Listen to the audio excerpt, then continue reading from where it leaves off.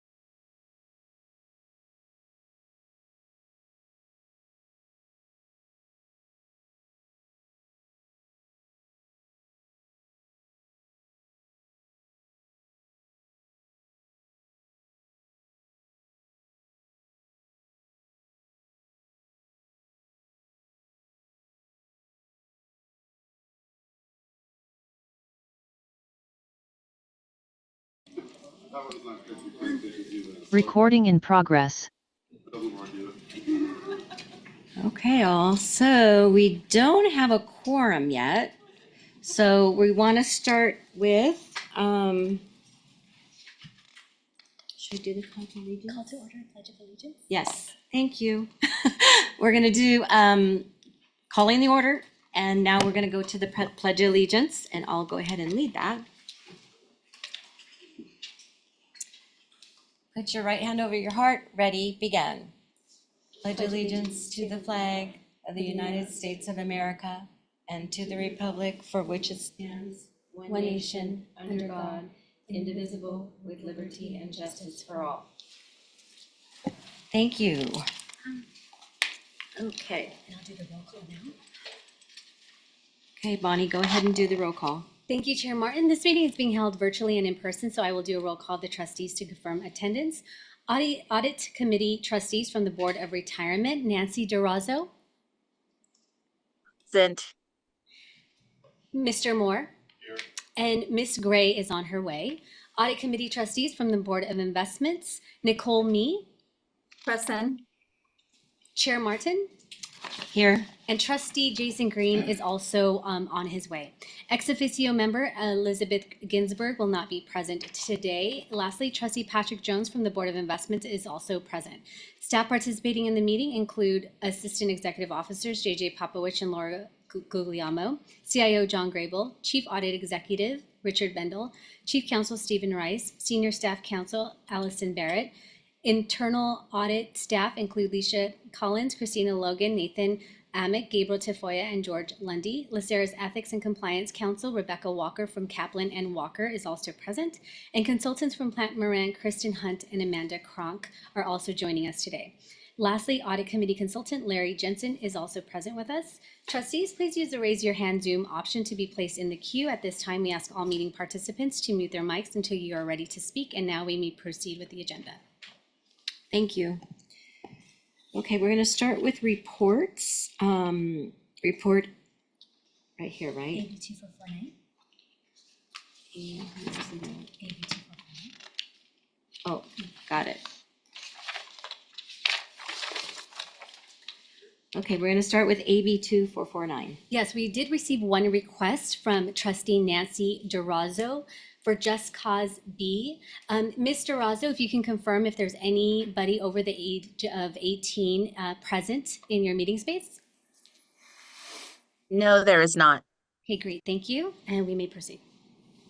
Okay, thank you. So now we're going to go to reports. LA County Employees Retirement Association pre-audit communication. Good morning, Chair Martin and trustees. I think the approval of the minutes. We don't have a quorum. Oh, we at don't this have? time. Oh, we're going out of, we're taking that out. Okay. Then I would like to introduce, joining us remotely is Kristen Hunt, partner with Plant Moran, and Amanda Kronk, senior manager with Amanda Kronk. And they're going to be presenting their pre-audit communication, which they do every year at the beginning of their annual financial audit process. Good morning. Good morning. Thank you for allowing us to have a few minutes on your agenda today to talk about the audit process. My name is Kristen Hunt, and so I will be your new partner on your engagement this year. As you may recall, Jean Young has worked with you for many years. We have a partner rotation this year to keep a fresh set of eyes for you, but I am also lucky to be able to keep working with Amanda Kronk, who has been on your team for the past several years. Amanda is a principal in our specialized practice for public pension plans. And so today, Amanda and I are with you to talk about our required communications that we have as part of our audit to give you an idea about the timing that we have to go through this year. Maybe if you wouldn't mind switching the slide there to the agenda slide.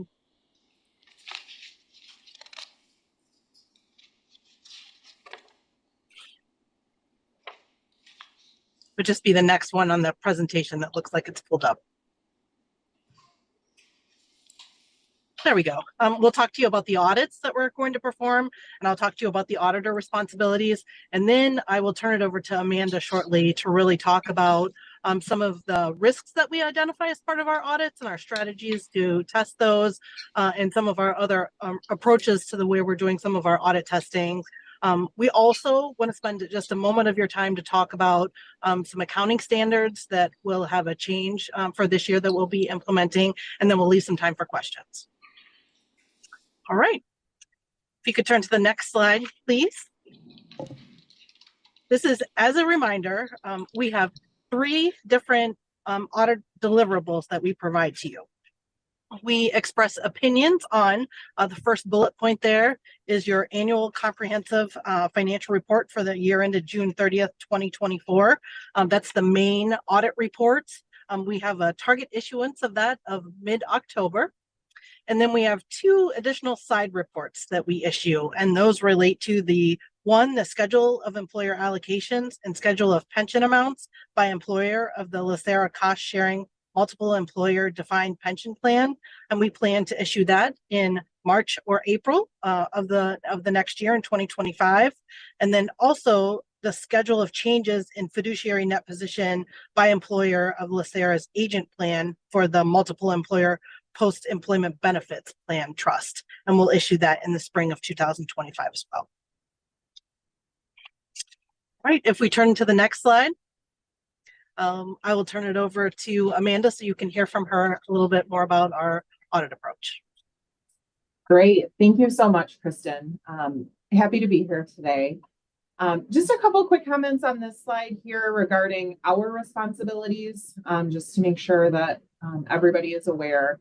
So as Kristen mentioned, our responsibility really is to issue an opinion on the fairness and the material representation of LACERA's financial statements. So again, we will do significant testing in all areas, which I'm going to get into here in a minute. And then certainly any items that arise as a result of that audit will be communicated to you. So on the next slide, our audit every year is required to consider significant risk areas. And this really is a risk assessment that's done through a variety of different means. We're in contact with management throughout the year, discussing various transactions and things that may cause additional risk to LACERA's audit. And then based on our knowledge of LACERA, we've also identified some risk areas that may or may not change from year to year. So I thought it would be important to just talk through some of the risk areas that we've identified, and as Kristen mentioned, how we plan to audit those particular areas. So the first item here is probably no surprise to anyone, given the high value and high significant dollar amount of your investments, but that certainly poses a risk to your financial statements and your audit. So we stratify, that's the term we use, your investment populations into easier to value. So, investments that are publicly traded, for instance, and those investments that are harder to value or alternative in nature, limited partnerships, real estate investments, and things of that nature. Again, we work closely with the investments group on those harder to value investments to ensure that their valuation process and methodologies are reasonable and materially correct in your financial statements. The next bullet is also probably no surprise. Certainly, the total pension liability is an important aspect of your financial statements, and certainly for your employers as well. So to address that particular area, we do extensive testing on the completeness and accuracy of the census data used as part of that actuarial valuation. And then we certainly also test and review the assumptions used to ensure that they're reasonable. And we also do payroll level testing at particularly the county, just because they are your largest employer. Just again, making sure that that data and payroll information being provided to LACERA is complete and accurate. Those few risks are hitting the biggest areas of your audit. There are certainly a number of other audit areas where we spend time. I thought I'd mention the next largest one, which would certainly be benefit payment calculations and payments being made to participants, which would also include disability claims. So we do detailed testing on those calculations to make sure that the inputs are appropriate, and then certainly that the output is reasonable and appropriate. The next slide really provides you information on our approach to testing LACERA's internal controls. And you'll see in a few slides, or actually the next slide, that this will get a little bit more extensive this year with the issuance of a new auditing standard. But our approach typically, and will continue to be, communication with management through the use of narratives and various questionnaires and conversations regarding what controls are in place in certain areas. We do walkthroughs of those controls, which is observation and inspection. Certainly, if we find any areas for improvement, we certainly will share those as we have in the past, just to make sure that, you know, LACERA's controls are in place and operating effectively. One comment here at the bottom of the slide related to materiality. So just a reminder that our responsibility as your auditor is to make sure that your financial statements are materially correct or free from material misstatement. And that really does focus on this materiality concept, right? So that just really highlights that we are not testing every transaction that LACERA enters into. That's certainly not what you've engaged Plant Moran to do, but certainly we do look at, again, those risk areas and transactions that are more significant in nature to ensure that they were accounted for appropriately. The next slide gets into the new accounting and auditing standards that are either upcoming or will need to be addressed during the current this audit. So let's start off by talking about what impacts the 6/30/24 audit. And it really is focusing on two new auditing standards, SAS 143 and 145. So again, this is more informational for the committee, but again, I want to share. So just a brief update. SAS 143 is really focusing on estimates within your financial statements. Now, that's from a couple of different perspectives. So certainly what management's process is for developing those estimates, and then certainly the process of auditing them. I don't anticipate management seeing a lot of change in this related to this particular auditing standard, since we've certainly been auditing these estimates for a number of years. So this more is just maybe filling in a few gaps in our documentation, but by and large should not see significant adjustments here. SAS 145 is really focusing on the internal controls within the organization related to the financial statements. And the best way I can describe this is, in the past, the process for accounting for something and then the controls surrounding that were intertwined. And this auditing standard really is breaking them apart and saying these really need to be thought of as two separate functions, and they should be audited as such as well. So we've already started dialogue with management, again, making sure that we fully understand both the process and the control related to that. And certainly we'll work with management to make sure that all of our questions are addressed and resolved, but I don't anticipate certainly any issues arising from this. But again, as I mentioned before, if we have any recommendations or best practices or anything like that, we will definitely be sure to communicate those.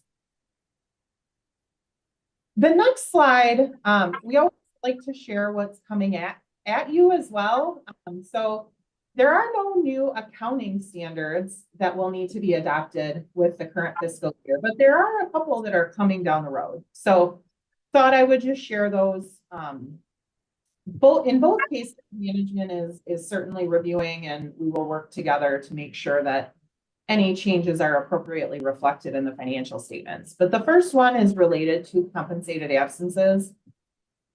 Not a huge change here, but what the standard does provide is guidance related to non-vested leave that is more likely than going to be used by that employee. So again, just a little bit of a nuance here, a little bit of a change, but again, we're working with, and management is working to consider the impact of this.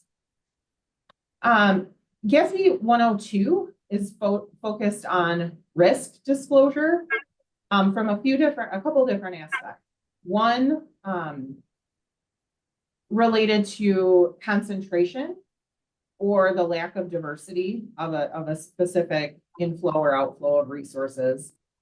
And the second is through a constraint, which could be an external constraint, or I guess it's really an external or a formal action by an outside party. So again, no definitive conclusions yet on the impact to LACERA's financial statements, but again, we will ensure to work with management to make sure that any impacts, any significant impacts, get appropriately reflected in your financial statements. So I know that was a really quick breeze through this slide deck and certainly our communication. Just for the committee's reference, what will happen after this today is we will send out a letter that formalizes and summarizes this information that I presented today. And that will go to certainly your committee along with the Board of Investments and Board of Retirement members. And certainly if there are any questions or concerns, we're happy to take those either today or certainly in the coming weeks. Any questions?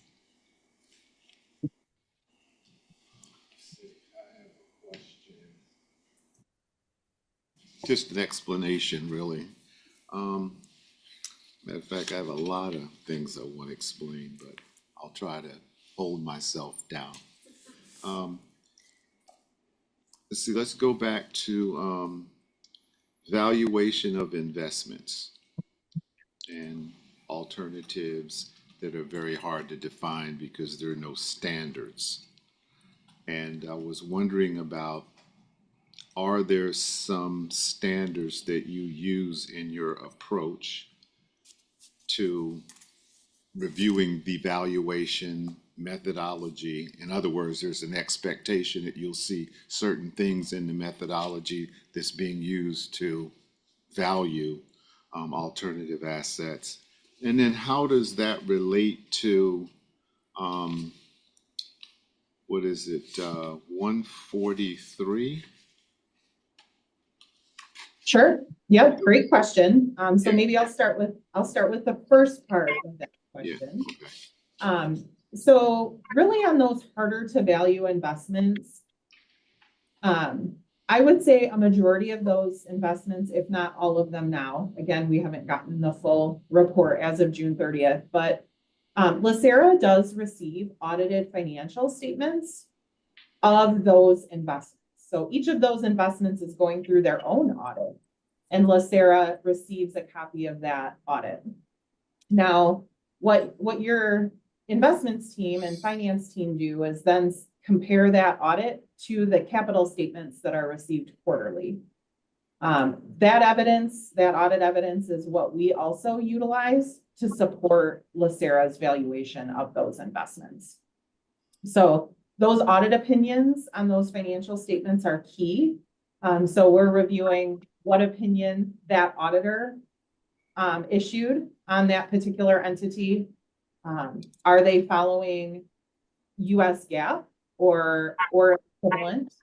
Are there any subsequent events that may impact LACERA's valuation of that investment, which was more prevalent during the COVID pandemic than we're seeing today, but we still do take a look at that just to see if there were anything any events after year end that may play a factor in your evaluation. Now, the second part of your question was, how does that kind of tail into CS 143? And you are spot on. So investment certainly is an estimate within your financial statements. And again, all of that I just described, we'll be taking a look at LACERA's controls that are in place. And again, those processes to ensure that that estimate is reasonable. So you're spot on that it does dovetail into SAS 143. Okay, so following that, if it was necessary, if the auditing standard 143 was necessary, then there was a reason why it was developed for implementation. So what events or activities took place in the past that need to be more closely monitored now with 143 in place? So I will say the good news for LACERA is our audit approach was already designed to adhere to SAS 143. So we were already doing the testing that SAS 143 is really hitting on from an estimates perspective.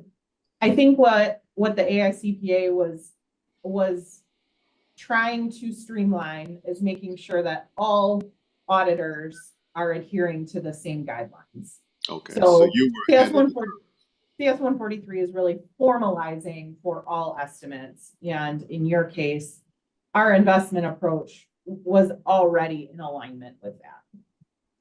Okay, thank you. You're welcome. Great questions. Thank you. Any more questions?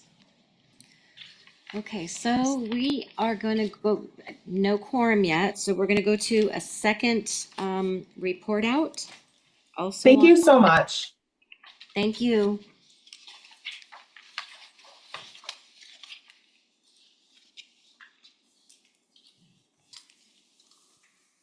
Oh, we got another member.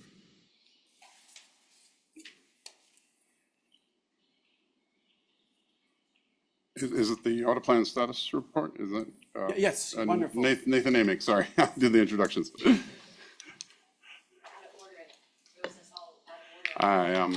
Okay, now which one is this? Yeah. Good morning, Chair and trustees. It's a pleasure to be here. Thank you for having me. So in front of you, you have our fiscal year end 2024 internal audit plan status report. This is as of May 31, 2024. And the intention of this report is really to educate you and get you up to speed on where we are in regards to the completion of our 2024 audit plan. Next slide, please. So as of our last committee meeting, we have completed 2 engagements. One is the LACERA Rehired Retirees Report. I'm happy to report that that was issued with no findings. And then lastly, we recently had an RFP for actuarial services. And I would like to thank the investments division as they did a majority of the work in this process that enabled the engagement to be completed. So I'd like to thank them for that. So we had 2 completed projects. The next slide shows these 11 perpetual projects that are always in process. They'll be in process through the duration of this fiscal year, and they will commence on the very next day on July 1 for the following fiscal year. I'd like to point out some of the things that are in this grouping, some of those being oversight of some of the larger external audits provided, such as the financial audit, which Amanda just alluded to. Also, we have the oversight of our SOC audit, as well as the oversight of our THC financial audits. So those are some of the engagements in these perpetual projects. That also includes some administrative projects that we perform, that being following up on recommendations, also us, performing our annual professional development. Next slide, please.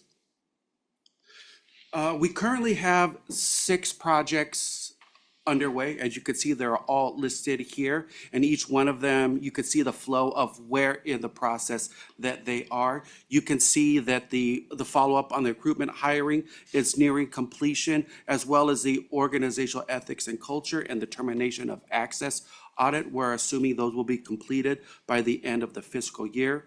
The two projects below, these are advisory projects, and this is really informal advisement by internal audit, and they're not necessarily projects that we drive.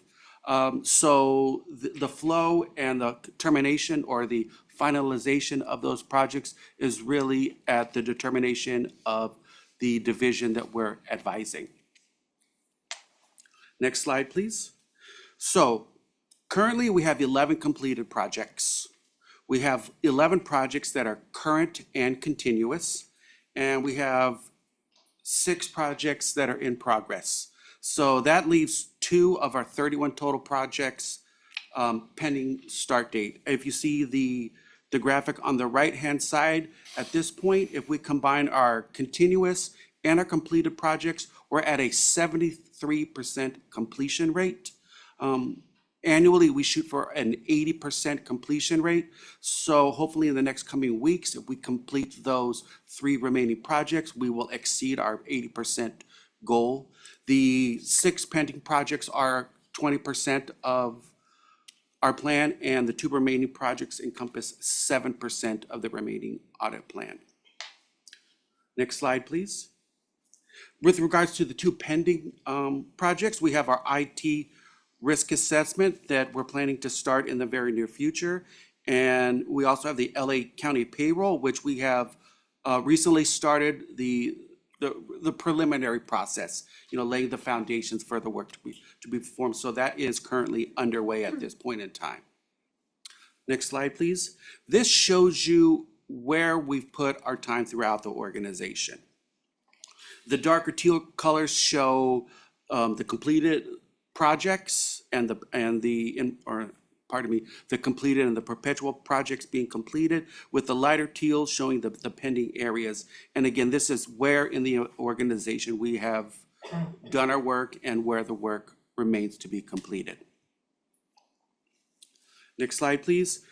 This slide is to catch you up on the 23 recommendations that internal audit received as part of its 2022 external quality assessment. There were 23 recommendations. We have implemented 12 of those recommendations, leaving 11 still to be implemented. 6 recommendations are on track for the 6/30/2024 completion date, and the 5 remaining recommendations are on track for a 6/30/2025 completion date. And I'd be willing to take any questions that you may have at this time. Trustee Jones. Yeah, so question for you. Thank you, Nathan. My pleasure. Mr. Bindle. While your completion rate's good, solid, just a question just from a throughput issue. From a staffing perspective, are we about at level for your team? And if we're not, is part of the ability to perhaps more easily meet the 80 or what have you a function of that? I'm just trying to get back to a staffing issue and then relate it to I would completion love rate. to say that this plan was based on the existing staffing. So we do have a staff person that's out on leave, and she'll be returning at the end of July, I believe. So that may have impacted the plan slightly this year, but ultimately, and I'll be talking about the new plan for fiscal year 24-25, which I did make the assumption that we'll have the full staffing on board by the mid-year point, but this plan was based on existing staffing. It's a matter of a number of different components as to the percentage. I think there's a number of factors that go into that, but I know there are assumptions. I just wanted to, if there was a staffing thing. No staffing relationship, Okay. really, very little. Thanks. Thank you. Any other questions? Yeah, I got 2 questions.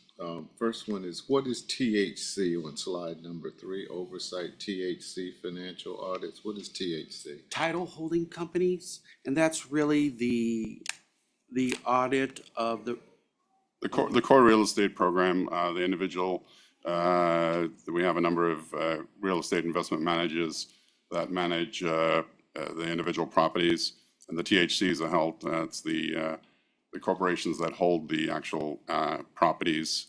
And whereas in the past we oversaw the hiring of most of those, external audit firms that perform that work. We had a pool of auditors that perform that work. We began the process of moving that to the investment managers themselves, which is consistent with most other large pension plans. I think Larry can attest to the CalPERS, CalSTRS. And so most of them are now done but we still have some, and the tax auditor is still under internal audits. We oversee that component of it still. So what is the scope again of the audit? It's the financial audits that are done of the title holding corporations on an annual basis. The annual financial audits of the properties, of the investment properties. Okay. And then what's the scope of the LA County payroll audit? So that is, the scope there is looking internally. I know that there's a desire to look at the county payroll system, but we want to understand, first of all, what are all the controls within the organization for managing the payroll data that comes to us twice a month from the county, and we obtain a number of key data points. All of our demographic data, not all of our demographic, a number of demographic data points, as well as the payroll service. So identifying all of those different elements and making sure that we're accounting for and controlling. That we have edit checks on the data that comes in, that we have review of exceptions if there's things that are out of alignment.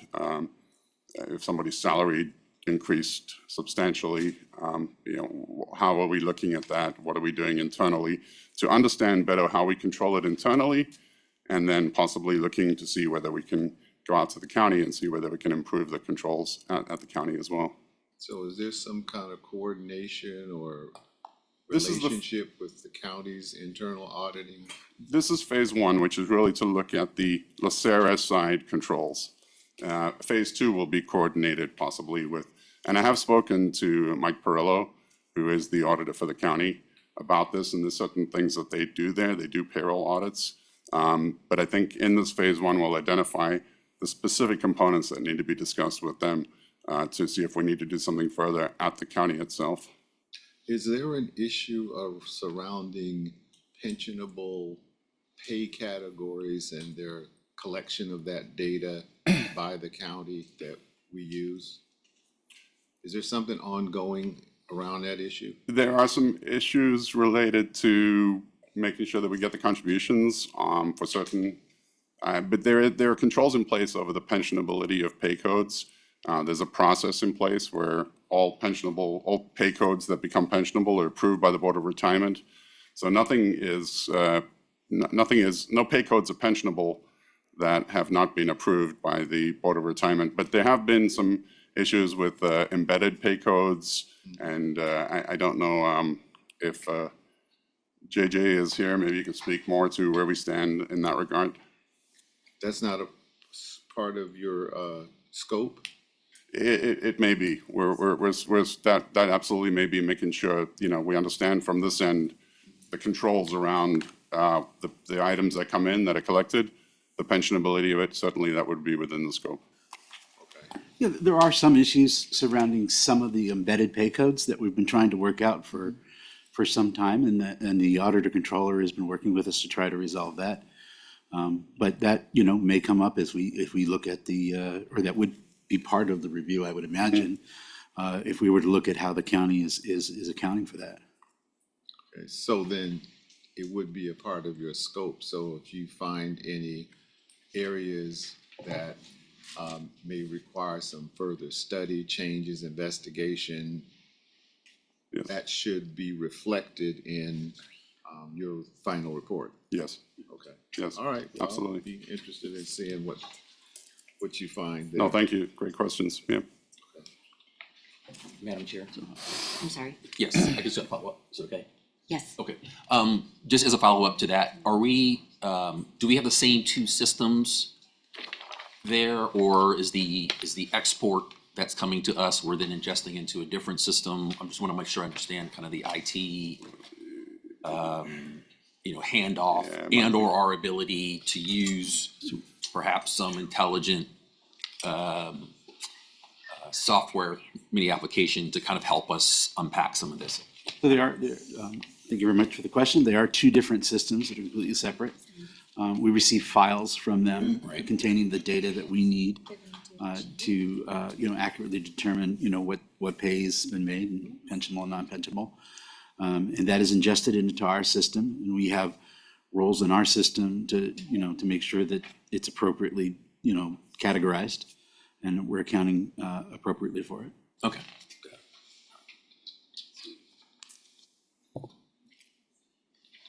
Thank you. Just a comment. Oh, yeah, thank you for that presentation there. I do appreciate the phased approach that you're suggesting here with regards to understanding the internal controls, but I think it's really important for that phase two, making sure the accuracy of that census data and of the payroll information that's provided. I think it was pointed out also in the financial audit report that we just received that that's a high risk area that they look at. So appreciate that, making sure that that's included in your approach to this as well. Absolutely. Thank you. Okay, thank you. So we're moving to reports C through G. Mr. Bendel, do you want to do the verbal update first? Then we can open it up if anybody has questions. Oh, I apologize. Well, what is item C then? Well, C is for information only. C, D, E, and F. Okay, so at the discretion of the committee, we'd be happy to give presentations on either of those or answer any questions you may have. Trustees? Okay. Trustee Gray, you're okay? Okay. Okay, then you can go ahead and move forward with presenting the verbal update on G. G was the audit's not done at the discretion of internal audit. I'm not aware of anything. Possibly one of the continual efforts that occur organizationally is the audit by Siegel of the claims. I'm not sure if that's undergoing currently, but I'm not aware of anything else. That may be ongoing or maybe over already. But I'm not aware of any other audits by outside agencies being performed. Okay, thank you. All right, so we're going to move to consultant comments. Mr. Jensen? On these items that we've heard so far, I really don't have any comments other than, the great status reports. Would be interested hearing more a little bit about the staffing activity report. At our last meeting, they talked about the hiring process and the need to hire a few more auditors, and so I'm just kind of wondering about the status of that, but no other comments. Do you want to I address that? can say that we are in the process of working with HR right now to perform our job analysis on the existing classifications for the senior position and the internal audit position, and anticipate completing that within the next 2 to 3 months and beginning the hiring process at that point. So as I mentioned in the audit plan for this fiscal year, we anticipate having a full contingency of staff by January 1st of 2025. So I'm very excited about that. Thank you. That will be great. Excellent. Items for staff review? Nothing to report. Nothing to report? Okay. Here we go. We don't have a quorum today, and so what we'll be doing is we'll be moving all action items to the next board meeting. So we need 4 audit committee trustees, and we only have 3 present in the boardroom. Mr. Jones is a Board of Investment trustee and not on the audit committee. Just to clarify the rules here. Thank you. We have 2 trustees who are teleconferencing, each under a different rule. So for Ms. Mee, who is participating under the traditional method, the address of her location was on the agenda. We need a physical quorum in LA County, not in the boardroom, but in LA County. She's calling in from Las Vegas, so she doesn't create a quorum. And Ms. DeRazzo, she's under AB 2449, and for AB 2449, we need a physical quorum actually in the boardroom here in Pasadena. So we do not have a quorum that allows action. Okay, any other questions before we adjourn? So all the action items will be moved to our next committee meeting. Okay, adjourn. Recording stopped.